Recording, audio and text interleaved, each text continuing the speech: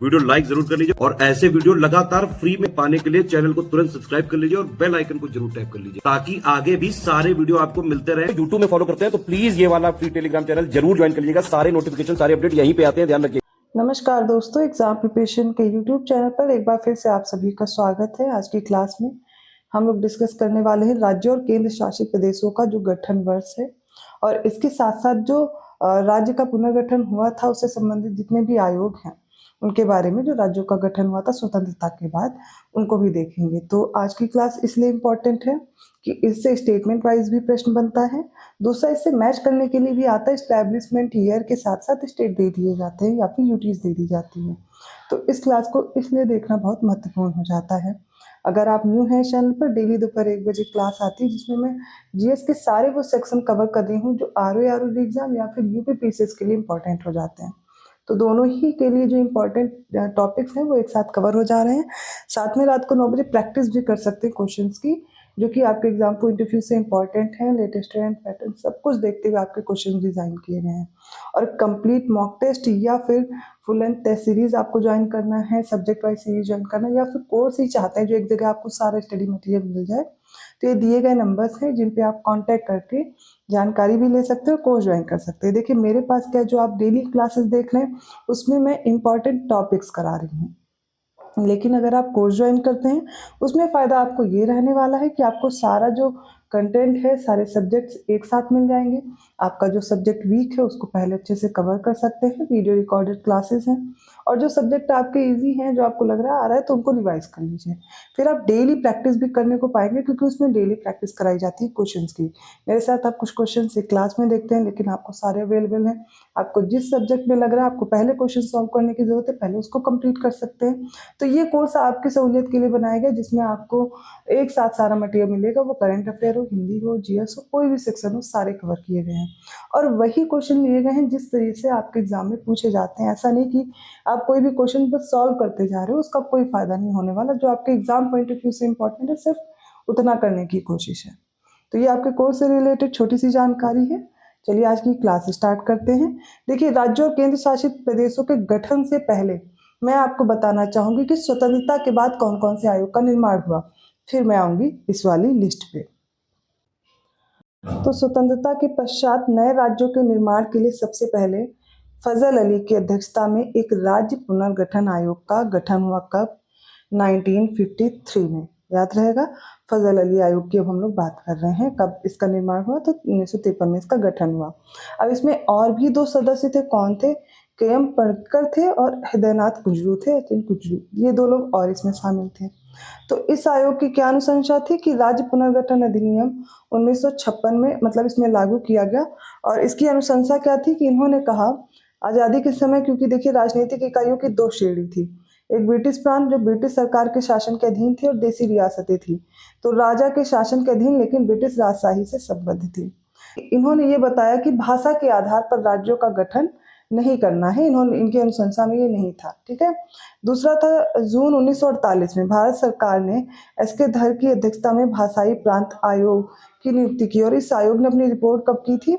1948 में पेश की थी। तो आयोग ने राज्यों का पुनर्गठन भाषाई आधार की बजाय क्या करा, प्रशासनिक सुविधा के आधार पर किए जाने की सिफारिश की थी।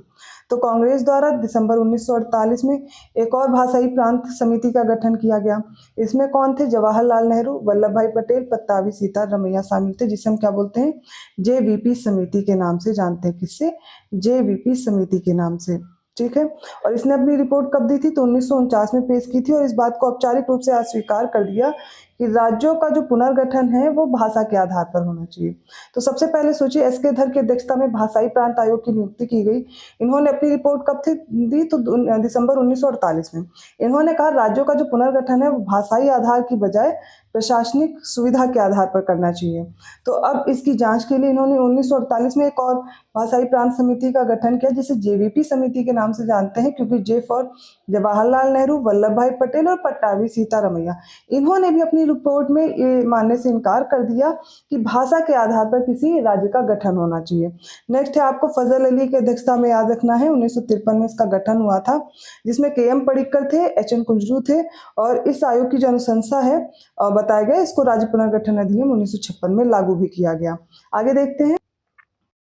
फिर क्या हुआ कि अक्टूबर 1953 में भारत सरकार को भाषा के आधार पर पहले राज्य के गठन के लिए मजबूर होना पड़ा, जब मद्रास से तेलुगु भाषी क्षेत्रों को पृथक कर आंध्र प्रदेश का गठन किया गया। वैसा क्यों हुआ?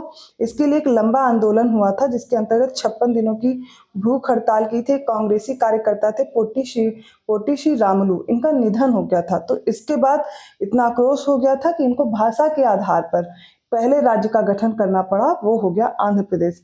फिर कहा गया कि आंध्र प्रदेश के निर्माण के अन्य क्षेत्रों से भी भाषा के आधार पर राज्य बनने की जो मांग है उठने लगी। इसके कारण भारत सरकार को दिसंबर 1953 में 3 सदस्यीय राज्य पुनर्गठन आयोग बनाना पड़ा, जिसे अभी हम लोगों ने 1953 में देखा कौन सा था, फजल अली की अध्यक्षता में फजल अली आयोग। तो इसमें 2 और सदस्य थे, अभी हम लोगों ने पढ़ा कौन थे, के.एम. पणिक्कर और हृदयनाथ कुंजरू थे। और इस समिति ने भी राज्यों के पुनर्गठन में जो भाषा का सिद्धांत है उसको अस्वीकार कर दिया, और फिर ये अनशन होता है, जिसके बाद आंध्र प्रदेश का गठन करना पड़ता है। तो याद रखिएगा 1 नवंबर 1956 में 14 राज्य और 6 केंद्र शासित प्रदेशों का गठन करना पड़ा था। तो सबसे पहले पता चल गया आंध्र प्रदेश का गठन हुआ कब, 1953 में। ये मद्रास राज्य का हिस्सा हुआ करता था। इसके बाद गुजरात का निर्माण हुआ 1960 में, बॉम्बे राज्य का हिस्सा था। ये जरूर याद रखिएगा कि कब इसकी स्थापना हुई। आंध्र प्रदेश 1953 आपको याद होगा, क्योंकि पहला स्टेट था, भाषा के आधार पर इसका गठन हुआ था। अभी आपने देखा फजल अली आयोग की अध्यक्षता में फजल अली आयोग बना था, जो उनकी अनुशंसा के आधार पर आपने देखा था कि भाषा के आधार को भी अस्वीकार किया गया था, लेकिन फिर भी इसको बनाना पड़ा। फिर मध्य प्रदेश 1956 में बनता है। इसमें मध्य प्रांत और बरार का हिस्सा आता था, मकई की रियासत और पूर्वी राज्य एजेंसी की रियासतें थी उससे। तो यहाँ पर देखेंगे मध्य प्रदेश 1956 में बना है, ठीक है। तो आंध्र प्रदेश 53, 56 में मध्य प्रदेश, गुजरात 1960 में। 1912 में बिहार बनता है, बंगाल प्रांत का हिस्सा था ये ब्रिटिश भारत का। उत्तर प्रदेश का गठन आपको याद होगा, क्योंकि यूपी के निवासी हैं, तो 1950 में संयुक्त प्रांत था।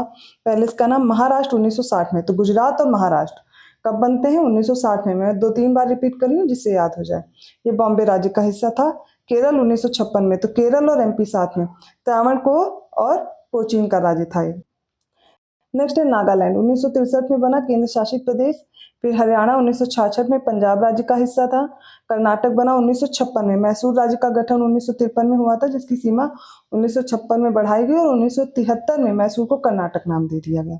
हिमाचल प्रदेश 1971 में बना, पहले यूटी था। मणिपुर और त्रिपुरा 1972 में केंद्र शासित प्रदेश था। मेघालय असम राज्य के भीतर स्वायत्त राज्य बना, ये था 1972 में। सिक्किम 1975 में। इससे रिलेटेड मैंने आपको 36वां संशोधन अधिनियम और 35वां मैंने दोनों आपको पढ़ाए थे। तो 1974 से सहयोगी राज्य, और उससे पहले भारत सिक्किम के रक्षक के राज्य के रूप में ये था। मिजोरम 1987 में बनता, 1972 तक ये असम का जिला और 1972 से 87 तक एक केंद्र शासित प्रदेश था। मिजोरम 1987 में। अरुणाचल प्रदेश और गोवा, ये तीनों याद रखिएगा, ये यूटी थे, ठीक है। उत्तराखंड 2000 में बनता। छत्तीसगढ़ और झारखंड, तीनों का निर्माण 2000 में होता है। तो जो उत्तराखंड था वो उत्तर प्रदेश का भाग था, उससे काट के बनाया गया। छत्तीसगढ़ मध्य प्रदेश का भाग था और झारखंड बिहार का हिस्सा था। अब नेक्स्ट देखिए तेलंगाना है, जून 2014 में। ये जो आंध्र प्रदेश है इससे काट करके इसको तेलंगाना को बनाया गया। लद्दाख अक्टूबर 2019 में जम्मू और कश्मीर का भाग था। जम्मू और कश्मीर भी ये 2 यूटी बनाया गया, आपको याद होगा, अक्टूबर 2019 में, ठीक है। अब इसमें देखिए गोवा, पुदुचेरी, दादरा और नागर हवेली, सिक्किम स्वतंत्रता के समय भारत का ये हिस्सा नहीं थे। गोवा पुर्तगाली कब्जे से था, तो 1961 में इसको आजाद कराया गया, मुक्त कराया गया। पुदुचेरी सहित कराईकल, माहे, यनम 1954 तक फ्रांस द्वारा भारत को स्थानांतरित कर दिए गए थे। दादरा और नगर हवेली 1954 में पुर्तगाली कब्जे से मुक्त कराए गए थे। सिक्किम 1974 में भारत का एक हिस्सा बन गया था, ठीक है, ये याद रहेगा।